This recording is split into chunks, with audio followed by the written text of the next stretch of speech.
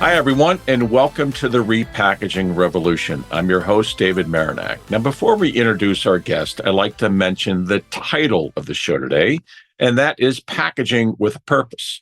There are so many different directions that topic can go, between packaging products, styles themselves, to different industries that use the packaging, to environmental and sustainable topics as well. So, with that being said, let me introduce our guest, our first return guest by popular demand, I might add. Keith Barnes is a fellow at the Institute of Packaging, the Royal Society of Arts in the IOM3, also known as the Institute of Materials, Minerals, and Mining. Keith is a chartered scientist and chartered environmentalist, and just received a pleasant surprise in being recognized by the IOM3 as a recipient of the T.B. Marsden Medal for Professional Services in this great field of packaging at a ceremony on December 7th, a few weeks ago.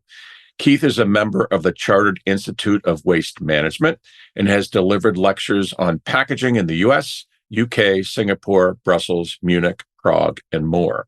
Last month, Keith joined us on our podcast, and we had such fun. We hardly got through all of the questions, and we decided to run this back again in this great week between Christmas and New Year's. Once again, I'm honored to welcome my friend, Keith Barnes, to the show. Welcome. Hi, thank you very much, David. Delighted to be here and so pleased that people are taking our podcast seriously, and hopefully there will be many more, because there is a lot of information to get out there to people in the world of packaging and outside. Absolutely. And that's why this is so much fun for me, because it's two friends talking, number one, but we're just beginning to chart this course. And remind me if I forget, but before the end of the show, I would love, on camera, if it's all right, not to put you on the spot, but I would love to kind of get your take on a kind of a community we're putting together, Keith, for nothing more than just continuing this conversation. There's a lot of people that don't understand packaging. They don't understand the industry. And this is not just the professionals that are in the space, but retailers or decision makers at companies that think of packaging at the last minute, quote unquote, sustainability people that are supposed to be aware of this, and they're clueless. And that's why this is such a broad, and it's going to take a long time. I get it. I'm crazy enough, I know you are too, to go about going through this to make it happen. And we're just trying to, create a community of goodwill, if you will, to bring people together, and there's so much back and forth with and I know you and I have talked about this, and we'll talk a little bit today, but there's a lot of money, political action committees, a lot of money behind, well, let's demonize this type of packaging, plastics, or let's demonize that type of packaging.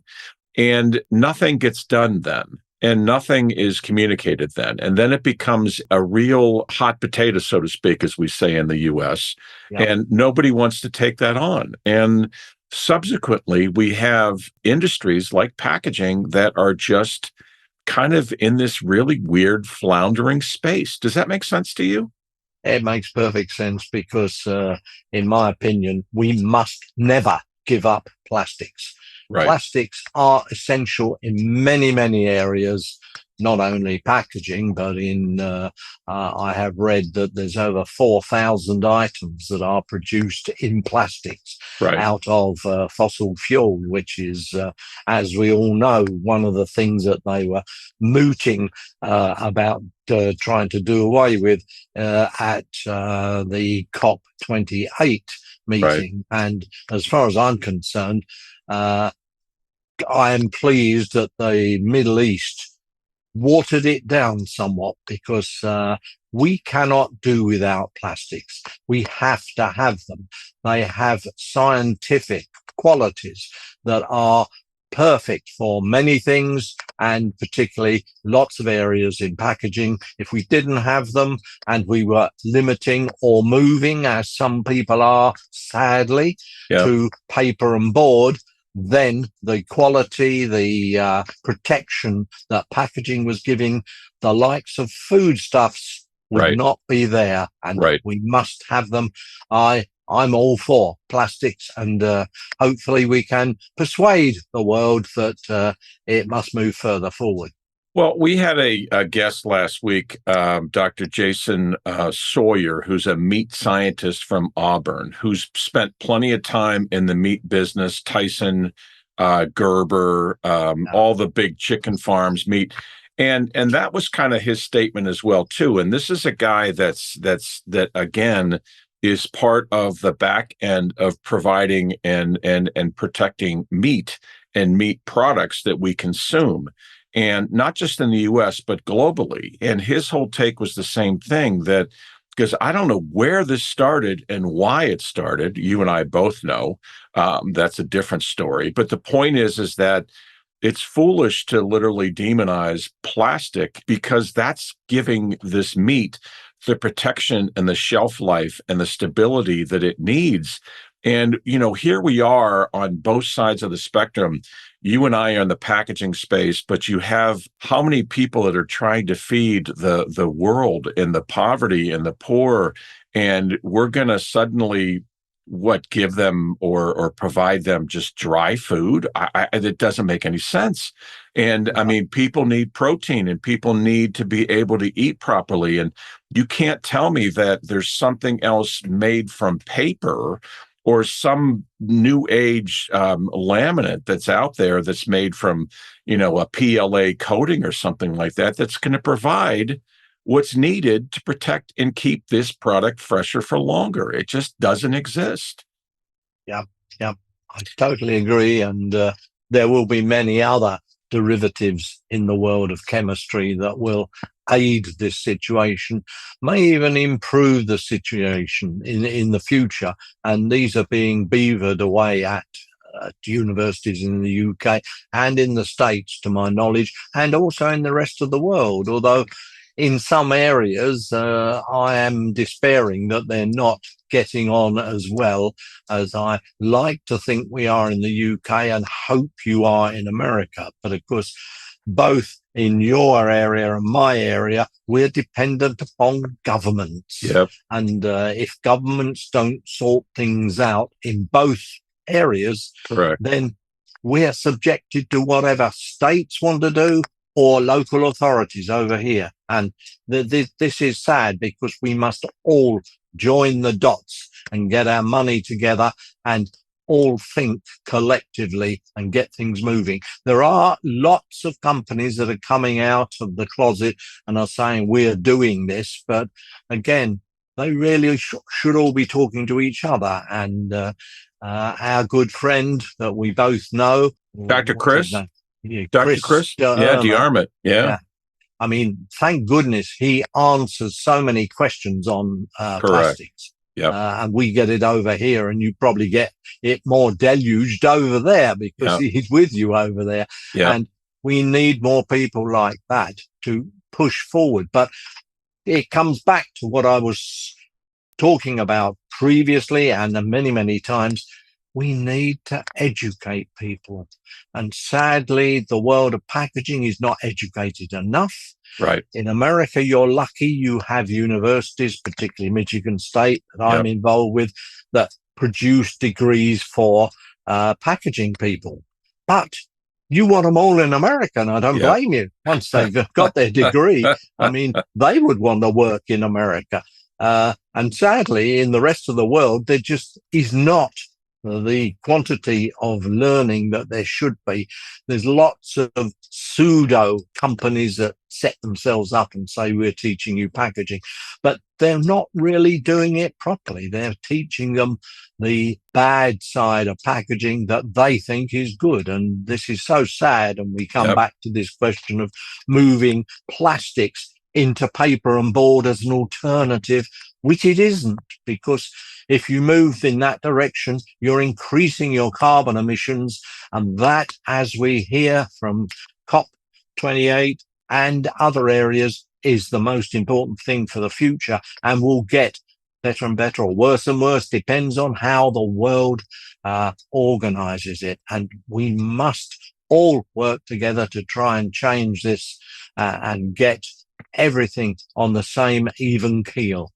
Well, you said so many different things that are which are spot on for where I want this to go. And that's why I love just you and I riffing on this, because you mentioned several things. Number one, educating people. And however we do that, whether it's education through, the Michigan States, the Clemsons, people that are involved in packaging, Auburn, whatever, educating the public through public service, somehow getting this information out to people that consume this information. What I'm getting at is, first and foremost, from the packaging standpoint, it takes a tremendous amount of courage for guys like you, guys like Dr. Chris DeArmond, guys like Neil with Medulla, those of us that are in the people you connected me with the LCA, the folks in the UK, yes, that are not afraid to just speak the truth. Now, by doing so, that opens them up to being such a target. And there's so many people, if you see what Dr. Chris goes through, and and good on him for just keeping the course. And that's why you and I connected. That's why I'm doing this, because I believe that if we don't stand up and have the courage to say, wait a minute, that's not true. Understand behind this. For example, Delta Airlines just came out 2 weeks ago and said that we're eliminating all single-use plastic cups on our airplanes. And they patted themselves on the back, and I just did several things about this. And this isn't a knock necessarily on Delta, because other airlines have said this, but let's just focus on their press release. And this is why I was really disgusted by this, because it was a press release that basically told me, and I'd love your take on this. It basically said, we're not going to pay attention to, this is a marketing ploy. This wasn't we're doing anything good for the environment, because if they thought this through, Keith, to convert to paper cups and to convert to paper cups for their soft drinks and coffee on all their flights, nobody has looked at the other side of this on the cost of the environment to create more paper cups and cut down more trees and the natural resources like water and all the other kind of things that go into making paper cups. And that you even mentioned the carbon that comes from this. And wait a minute, Delta, how can you just make this big pat on your back and say this without exploring the other side? But the problem is, Keith, and I'd love your take on this, most people won't look through that article for the asterisks and all the other kind of back office sort of comments. They'll just basically say, well, Delta, if Delta's doing it, that must be, it must be right. Yes. And that's not true. And, and it's just like, and unfortunately, that's the world we're living in right now, that a company that big would rather make an incorrect statement that if they actually were truthful, they know the truth. Because no one, if a sustainability person worth their weight in gold at Delta Airlines, and that's who made the announcement, you can't tell me that they didn't look at the other side of this. They're just assuming that they're going to get positive press from this, and no one's going to push back and say, so you're okay with cutting down thousands of trees? Are serious? Any thoughts on that? Because it just drives me crazy when it's so one-sided like that. Yeah, and I hear what you're saying, and the business of single-use plastics to me is a prime example. I mean, over here, things are starting to change on single-use plastics. More companies are still using it, although they're not supposed to by law, and good for them, because it is easily recyclable. And certainly on a plane like Delta Airlines, I mean, all of their food stuff is collected and presumably put in a trash bag of some sort. So they can easily recycle it. Easily. It's so simple. Correct. But I mean, coming back to the whole process of sustainability and the ways people who purport to be sustainable do not understand packaging. It's as simple as that. And because they do not understand the intricacies of packaging, Yep. they cannot really make these decisions. And this is the sadness. Sustainability has become a big buzzword, Yep. as indeed has circular economy. Yes. Just Yes. been reading a report from Switzerland from a gentleman who is an expert on such things, Walter Stahel. He's at a university in Geneva, and I'll send you a copy of this. Good. And he is basically saying that he does not believe that circular economy can work in the way it is going at the moment, Right. and lays down various reasonings why. And if we look at Europe, unfortunately, they are not succeeding in changing things. They've just brought out more rules on packaging, Right. and the different countries are very much like your states and our local Yep. authorities Yep. doing their own thing. And this Yes. is so sad. They've all Yep. got their own ways of doing it, and we're not talking together. We need to globally talk together, and hopefully, and I notice that AstraZeneca and the Yes. pharmaceutical side are just about to buy out a company in China. Mm. Now, I found this most interesting because China needs to do a lot more. Yeah. Whether they will, I don't know. I don't have people in China at the moment to talk to, but I would like to hope that in the future things will change. I'm now talking with the World Packaging Organization, who have a new president, and I've Awesome. known her for years. So as such, I'll be talking to them and saying, how can we get China to join our band and start doing the things that should be done? Yep. And of course, there's India as well. Well, I just so enjoy this with you. So what do we do? Let me just share. And this is part of, and I love recording these because I go back and I listen to them because you leave little nuggets along the way, Keith, that are just gold. You talk a lot about the communication and again, it's politicized or whatever. I get it. But we need to come together as a world packaging, global packaging, not good, bad, but come together, paper, plastic, laminates, materials, wood, trees, I don't care. Yes. But because this is how we're going to, at least in my opinion, I think you agree, we're going to have to kind of become united. We're going to have to, not kind of, we have to become united here. It's become paper versus plastic or raw materials versus, and you know what? That in and of itself has created these little fiefdoms and these little armies against each other. And again, nothing is changing. For example, I am a member of the plastic industry organization. I may not have it right, but they actually have come out with, and props to them, something that's called Recycling is Real.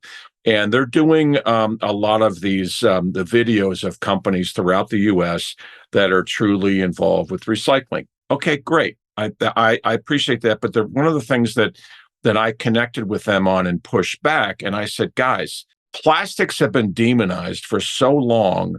Where is your information that would support guys like Dr. Christy Armit, guys like you and me, not necessarily to get into these cat fights that we're not looking to fight. We're just looking to, where's the ammunition from a global perspective, from a organizational perspective? For example, the World Packaging Organization is critical to this because it's gonna have to come from beyond the UK, beyond the US. It's got to be a global. It has to be, and again, we have to change this narrative from, this is good, this is bad, this is, you're right, you're wrong. Guys, we're talking about one climate that we're dealing with here. What is why? And you talk about China. I mean, my goodness, talk about a country that could do something, or should do something that could instantly create such a positive effect because they are, I don't know, they're 3 times larger than the US in population.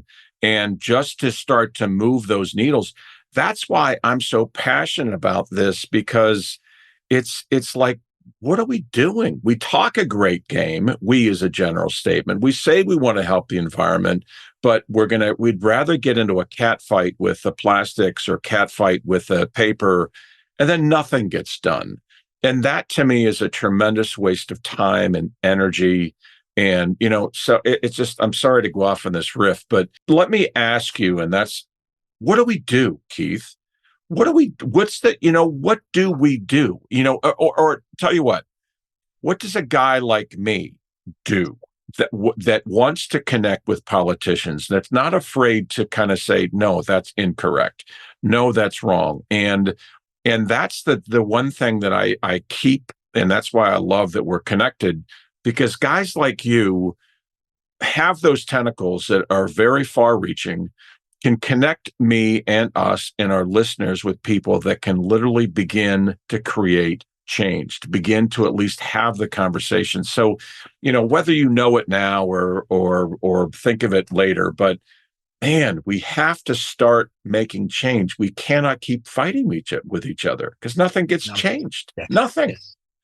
Well, to come in on that, I'll make a New Year's resolution that, as far as I'm concerned, I want to get into China to talk to them, probably through the World Packaging I Organization. like it. Yep. I will send them some information for the new year and see if they can get it on their program, talking, and if necessarily, get Chinese people to talk to me. I can guarantee you that, Keith. We are Oh, connected to some of the highest levels of the Chinese government. That's a whole nother story. And I can tell you, you and I can make those connections, and we can have those connections as soon as the month of January. And we can decide whether we want to go there and meet them in person, which we can. I just think that's going to be a very, very productive 2024 for you and me. We can do it. We can I do it. couldn't agree more. That, and hopefully we can modify India, because they're unfortunately moving in a similar direction. Right. But we don't have as many political problems with India as we Yep. might have with China. Yep. True. But blow politics aside, because climate change isn't political. No, it's Climate everybody. change is Correct. there. And Right. it's going to get worse and worse. And already, even today, they were saying on television that because of the different changes in the weather in this country, nature is completely out of sync. And therefore, creatures that would normally be going to sleep for the winter haven't, because it's Yep. been so mild here. Yep. So Same. therefore, they'll wake up later, they'll Yep. reproduce later. Therefore, the youngsters won't come until next autumn, when, in theory, the weather will be bad. So lots of the youngsters will Yep. die. Yep. And this is just one part of it. And Right. of course, we're including all the insects and Yep. various parts of the land that are over here. So, there's an awful lot of things that people have got to do. But in terms of the World Packaging Organization, I believe that they are ideally in a situation to bring more of the world together. And I will write to them and get my new friendly president involved, and see if we can't Good. move something in that direction. And whilst I agree that it is easy probably for you and for me to find a political person in China, but we don't Correct. want that. No. We want people of a similar ilk to you Correct. and me, who Correct. are thinking packaging Correct. and want to do things. And I know many years ago we were asked by China if we would educate them. And at the time, as the Institute of Packaging, said, yeah, sure, we will Yep. do that, quite Yep. happy. How many people do you think will be involved? And they opened their mouth and said, about 10,000 to start with. You can't educate 10,000 people. Right. Even the biggest universities, Right. Michigan wouldn't be Right. able to do it. So Correct. it is so sad. We need to somehow get education into the hands of the right people. And in the meantime, I guess China are doing their own thing and moving in whatever direction. And I hope it doesn't sort of confuse everything else in the world. 100%. But these are the things that we need to do. And I totally agree. And in terms of plastics, we have the British Plastics Federation here, which is our central body. I'm in touch with them Good. consistently. So Right. I know what they're doing. They, as you rightly say, can't do very much because they are only dealing with this country and the ramifications of plastics coming into this country. Right. And whatever governments say, they keep arguing and contacting government and so on. And therefore, lots of things have changed with their help, as the same, I'm sure, happens in America. Right. But nowhere is there a central body that's saying, look, Fred, Correct. why don't you look at this? Correct. Look, Jill, why don't you look at that? And we need that somewhere. Yep. And maybe the World Packaging Organization ought to be doing that. I don't know. I'll talk to them. Yeah, and please let me know how I can get involved with that as well, because, and while we don't want to go down the political side of things, you and I both agree that that's not, but wherever, if that's what opens the door, if that's what kind of connects us with the actual decision makers, because again, just like anything else in this packaging industry, we got to get to decision makers. We have to get to people who will make change. And this, God, I said this 10 minutes ago in this conversation, the amount of courage it takes to stand up and face this onslaught. And that's what I want to create more Dr. Christy Armitz, more Keith Barnes. I want people to know that there's another side to every story, and to do things for the good, like you said, for the climate, for our environment. Forget the business side of things right now, people. We've got something that's truly happening, and we can see it in the animals and migration and the environment and the temperatures and all this. What do we know? Let's stop fighting with each other and do something for the good of everybody. It's crazy.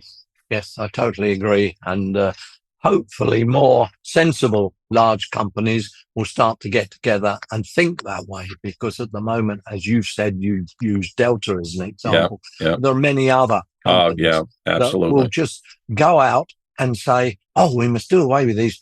Well, we'll go to paper and board. So we'll make all our bags out of paper now instead of plastics. This is wonderful. Aren't we good? We're so clever. And of course, the next thing is a hole falls in the bottom of the bag and everything falls out and you've broken your bottles and whatever. So, there needs to be control over this. And this is what is bothering me because, again, I was reading that I think it's International Paper are opening a new corrugated making mill in the USA. But at the same time, they're closing another one that was making ordinary paper. So, quite where this is getting them, I don't know. But this is the problem. There aren't enough paper mills out there to give us the requirements if everybody changed from plastics to 100%. 100%. I don't want to see that. And that would come back to your comment earlier, which, as we both know, is not right, that forests would be denuded and, we'd run out of trees. That won't happen because there's just so much of it there. There isn't a problem with that. But I don't like the idea of people still saying, oh, we mustn't use this because we chop down trees. That, again, is a stupid thing because all the trees chopped down, there's at least 2 or 3 fresh ones put in, which will be grown up and ready for use within 8 years. Correct. So there are so many things that the public need to know about. And I come back to the public because in all of the areas, and probably where you are in Cleveland, there are public people who have got their own little societies in villages and so on. And they have their meetings. They say, oh, we mustn't use plastic anymore because we've heard that on the television. And someone, whoever, Might be, I can't think of your stars on the Yeah. television, but it Correct. could be anyone there has picked up on this and has said, oh, we must do away with plastics because it's damaging the ocean and everything. And this is absolute ridiculous because It's it's not the rubbish. plastics that are damaging the ocean. It's the public that are damaging the Exactly. ocean by throwing it away in the wrong manner. And that brings us back to collections and collecting properly, Yep. all of these things that we have to worry about for the future. Yeah, it's you mentioned something the first time we talked, and it's right in line with what you mentioned before. We have to encourage companies, investors, where the money is, to literally invest in creating better uses of waste collection and doing this in such a better way because it's I know from the UK and the same here and just in Cleveland, but in the United States, it no one has consistent rules and regulations to begin with. Nobody knows what's recyclable, what should be thrown away, what should go to the landfill, how to pick something up and how to and all this stuff and you mentioned something that's so profound the last time. If we don't make it attractive to investors to invest money in creating machinery or creating businesses around waste collection or doing something, then we're going to stay like this. It's just, we have to really bring it together in such a way, and where the money flows, that's where the attention's going to go to, Keith. Yeah. And again, we need that investor money to say, you know what, recycling is very attractive to us, or finding some.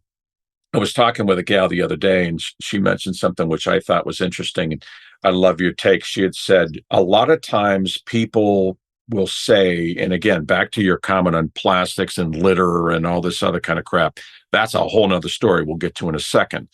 But she said statistics have shown that if there is the proper waste collection is done and it is incinerated in a way, or whatever the product is incinerated in a way, the outgas of the incineration or the outgas, whatever it is that the political people say, oh my God, if you can incinerate it, think about all this going up in the air. And she was saying, well, the opposite side of that is if you compare how much the energy and how much that incineration that kind of the what gets in the air is such a small amount compared to just leaving stuff exposed in the air she was basically making a very strong comment that she was aware that if you find tactful ways to incinerate and collect that energy that comes from the incineration and be able to then divert that into some other area that needs, whether it's electricity, power, or whatever. And I just think it's interesting. But those are the kind of things, and it wasn't a right or wrong statement, but that's where the money needs to go, where we actually can say, hey, wait a minute, and without money behind that to really and truly, state authoritatively that this is better than the other, we're going to be stuck in the same hodgepodge of what we've got right now. That's interesting you should say energy from waste, because I've spent a lot of time looking at that. I've been over the plants and I understand what they're doing. Energy from waste, when it's controlled properly, is superb, because all of the waste material will go into the plant. It is tipped into the burners, and there are filtration systems in there that stop noxious gases from getting out. So that is completely controlled. It has a long list of noxious gases that you mustn't have, and you have to fill in the form to make sure. So right. It will not give off any gases, but it does take a lot of energy to do it, obviously. But the end result, if you've got your plant set up, is that you have electricity that, certainly as far as in the UK, we can put into our national grid. Correct. And with all the electric cars, electricity for the future. Yeah. And in fact, they were saying only on the news just before I was talking to you that they think driverless cars will come in by 2026 in the UK. Wow. Now that is interesting. Yeah. I hope I'm not driving by then. You and me both, brother. That's just another thing. But energy from waste is but one of the recycling activities that we need to do. And coming back to the investment, Yep.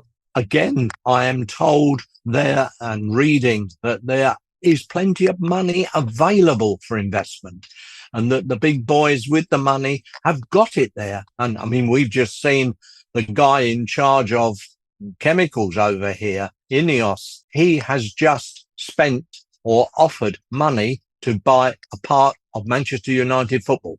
Wow. Wow. And he's moved into there. He also apparently has teams around the world in different places, and he also runs cycling for the UK, which I didn't know. So he's a very rich man, and Yeah. obviously made a lot of money because it started as ICI, Imperial Chemical Oh, Industries, yeah. which they then changed and moved around and so on. But with this problem we have at the moment, where oil prices are dictated elsewhere, he's making even more money because the Yes. oil coming in Right. from the Far East and the sale of the oil from his plants Yep. is much more than normally he would get. So Wow. there's plenty of money there and in other areas. But again, like all of these investors, they want to be sure they're going to get a return on their investment. Quite And right. That's what they're in the game for. absolutely. So we're back to hoping that our governments can sort things out so there is consistent collection, which is the first thing. And it is being talked about now, but nothing definitive has happened yet. Right. Hopefully I'll be stirring that up again in January, and I'll be encouraging you along, and I'll be cheering you along, and I'll be doing the same thing over here, Keith, because man, it's if we don't have the courage to do something and be willing to stand out there and at least encourage. And I love energy from waste. I've always been a fan of that. That makes perfect sense, especially your other point that there is plenty of money available. There is. It's just that these, and again, these people, like you tied that together, they have to see a return on their money. Oh, yes. Nobody just wants to throw it away and say, I'm doing something good. They want to say, okay, in 5 years or 2 years or 10 years, I'm going to begin to see this begin to really make me money. And again, that's where it's just mind blowing to me how many people just talk a great game, but nobody's really doing anything about it. And no, I think it's the usual thing. People are watching carefully, and watching each other as well, which is another. Well, and part of this, if I had my druthers, if I could meet, like you said, some of these influences that are out there, whether it is a soccer star, football star, or somebody that's in baseball, somebody that actually will make a stand that is willing to kind of be a proponent for, let's get our heads together. I mean, let's face it, we live in a society that's influenced by what they see on their phone, by who's out there.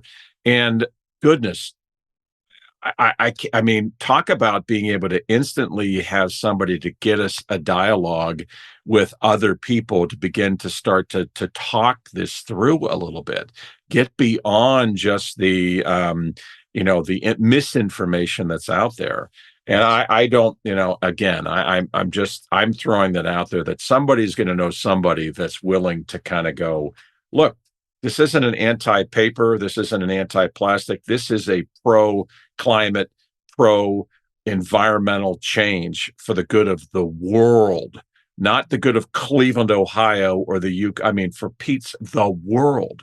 And there are, and I'm telling you, I just, if we're paying, the baseball guy that just got signed to the Dodgers $700 million for a 10-year, I mean, whatever that is mind blowing.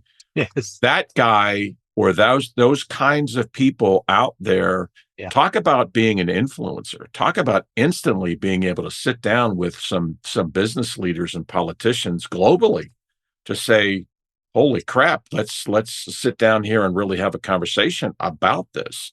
It's just right now with guys like you and me and Dr. Chris, it looks like it's us against the world, but it doesn't have to be. It doesn't No. have to be. And coming back to what you just said, these guys, doesn't matter whether they're in American football, UK 100%. football, Yep. basketball, they're Yep. earning fantastic salaries. Correct. Yep. But their life there is limited. So, say at the age of 35, they've got to give it up. So Exactly. they ought to be thinking of what they can do with their money and how they Correct. can make their money work for them in Correct. the future, Correct. which is investing. And maybe we should be pushing more on that. I don't know. Well, and I'm going to explore that, and I'm going to explore because I think there's, like you said, the Lionel Messi's and these guys that have made hundreds of millions and Formula One drivers or whatever it is, when they Yes. eventually retire and move on, Lewis Hamilton and those guys, just to step on board and say, I am willing to be the face of this conversation. And of course, Nico Rosberg, who was a Yes, Formula One, is a beautiful example. He is investing now I in love it. areas and making things happen, I which love is it. good. Yep. And Yeah. using his money sensibly. Hopefully, he's getting a return on it so he can live. 100%. But that's really going to be so. Again, and I just love this with you. What do we? So we've talked about the political side of things, Keith. We talked about kind of going down this road.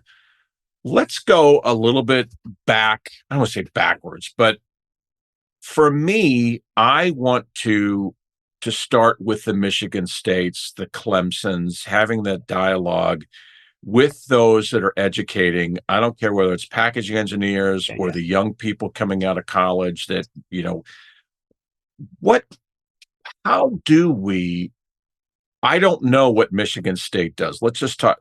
Do they talk a lot at all about the full global picture of good?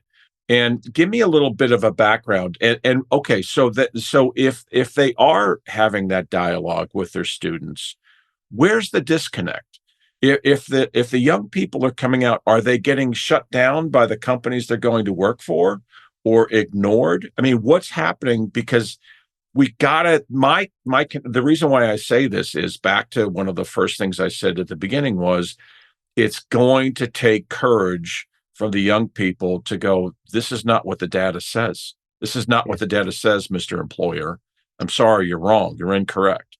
And so I just wanted to kind of get your take on, how do we carry that forward? If they're being taught the truth, how do we carry that forward? And by the way, the future is going to come from the young people. It's not guys like you and me. We have to promote, push, encourage, give them the platform to carry this message forward. Because if guys like you and I and decision makers up on high are just stifling whatever they're learning, that's not helping at all either. I'd love to get your take on that. Yeah, well, going to thinking of Michigan State, they have a lot of wonderful subdivisions within the world of packaging now. And whether that's down to their new director, I'm not sure. But I will try and get a phone call in to talk to him and see what we can do in the way of moving them more towards what you're doing. Because I did send a copy of the last podcast to my contact over there.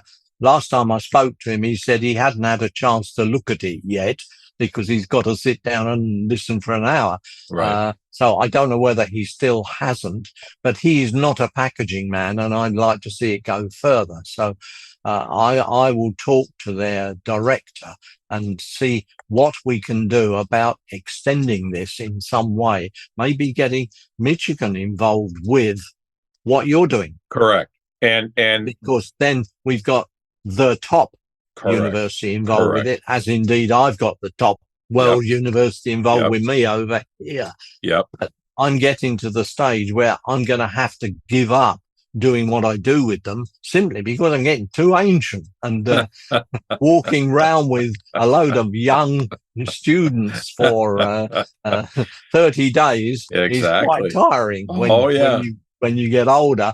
And of course, they're always saying, well, come out with us. Come on, we're going to a Exactly. nightclub. And I'm thinking, no, no, no, no. I'm not into that I gotta go anymore. to bed. Right. Yeah, absolutely. So uh, I'm into getting everything that is in my brain after 58 years in the game out there Yep. into these kids, getting Yep. them thinking. And one good thing, and I have mentioned this to you before, years ago at people came over from Michigan, and one of them was a young lady who is now a sustainability director Mm. at Estee Lauder. Oh, love it.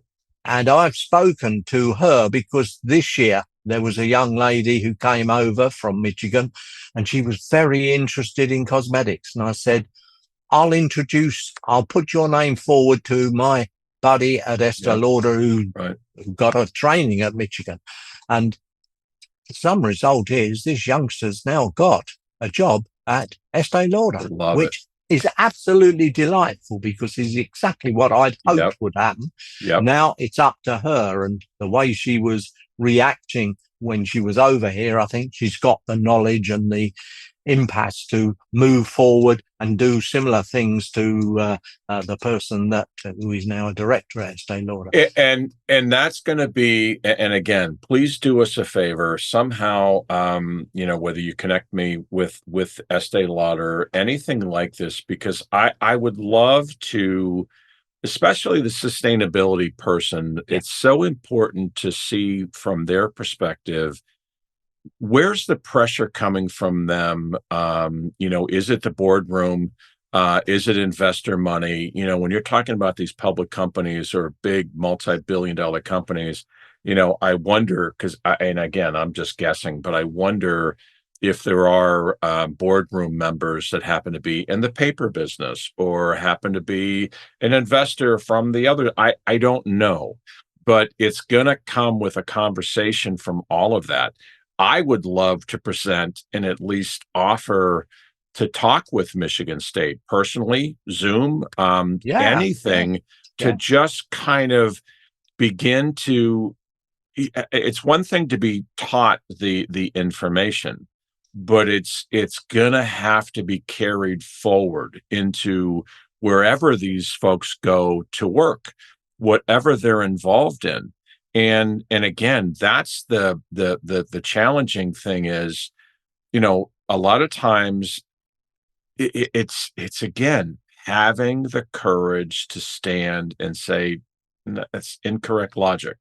That is not correct. That's not what we'll do this in certain areas where we teach our kids to step up and say, no, that's incorrect. Why aren't we doing this with, from the packaging side? Sometimes it's just because they're happy to get a job. They have a job. They don't want to make waves. And I understand that. I understand part of that. But having a guy like me that's not afraid to be the enemy, not afraid to kind of stir the pot, so to speak. yeah. That's where I want to be that conduit. I want to be, okay, Yes. Michigan State student, you don't have to do this. Have them connect with us, have them connect with the information. And I want to have a catalog full of information, podcasts, data, make your own decision, Mr. Yeah. Estee Lauder. Don't just jump on board with whatever is politically exciting at that time. You know what I mean? And whether it takes 5 years or 10 years or whatever it is, we've got to make that connection. We have to. And drives me And crazy. again, Michigan State have got as one of their extra areas within packaging a sustainability group. Wow. Wow. Who I contacted them years ago when they first came out before Nice. COVID, Yeah. but they didn't come back to me, and I shall have to contact them again and say, look, let's talk, because sustainability is sadly one of those words that's been cottoned onto by Exactly. boards. And this is Exactly. the problem. The Yeah. boards have got it and say, oh, we must do sustainability. And they've told their staff, you must do everything sustainably. And doesn't matter whether they're makers of packaging or producers or fillers or whatever, they are following this through, but not understanding the packaging is at the beginning of the supply chain that needs to be considered. And this is the problem. 100%. And there's a lot of people that don't even understand the word sustainability. No. It's become such I can't tell you how many times I was at a packaging. I was manning a booth for a supplier, and I was there for the weekend. I don't know whether it's Pack Expo or Supply Side West or one of these other national shows. And I had more people walk up to this booth and say, I need sustainable packaging. Okay. What are you currently using? Well, I'm not sure. Oh, okay. You're That's the not first sure. problem. Exactly. And then what do you mean recyclable? Do you mean biodegradable? Do you mean what do you mean? Well, I mean all that. Okay. Nobody really Yeah. understands. And Yeah. Absolutely right. It's just, wait a minute. Man, if we truly had something that clearly defined what is sustainable, what does that even mean?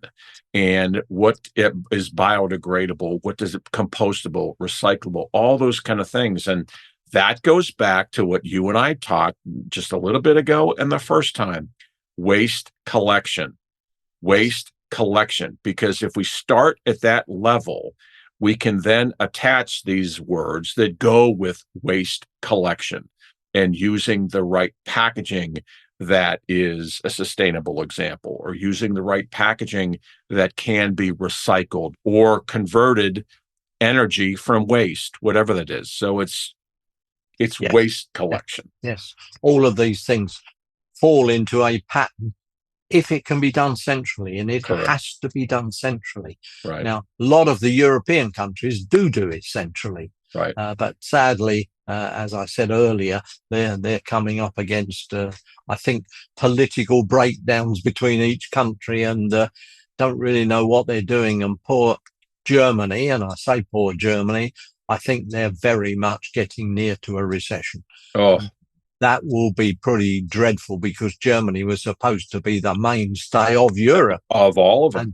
And of course, they're in a hell of a mess now, because they were buying their oil from Russia. Yep. And they're not now. So they've got a problem there, and they can't obviously send stuff to Russia, which presumably they were doing. Yep. And all of these terrible ramifications wars that are happening in the world that too. Yeah. Are upsetting every one of us. And I Correct. mean, this is going to make life difficult for packaging, because certainly in Ukraine, lots of packaging was being produced in 100%, Ukraine and sent 100%. over.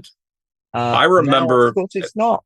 Well, they did a lot, and they, I remember initially when that war started, and big companies like Cisco and food service companies were getting their aluminum made in the Ukraine for their aluminum foil for the food service.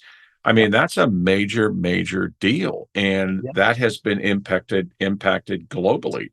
And it's those kind of, and I don't want to. I want to fight fair, Keith, in a lot of this, but I gotta be that person. I was raised to basically just call a spade a spade. That's kind of like, and if somebody is spewing out wrong information and is not telling the truth, or a politician has jumped on board, this is where I don't want this podcast and community and stuff to be nasty.